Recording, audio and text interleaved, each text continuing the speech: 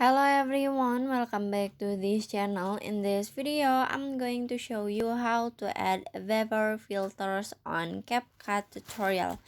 Now let's get started. First, open your CapCut apps and add the video that you want to edit. And after this, in here you just click on the filters at the bottom.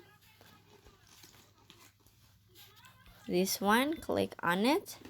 And after this, in here you can swipe until you can see a bevel. This one, and then after this you just click on it and then click check icon at the bottom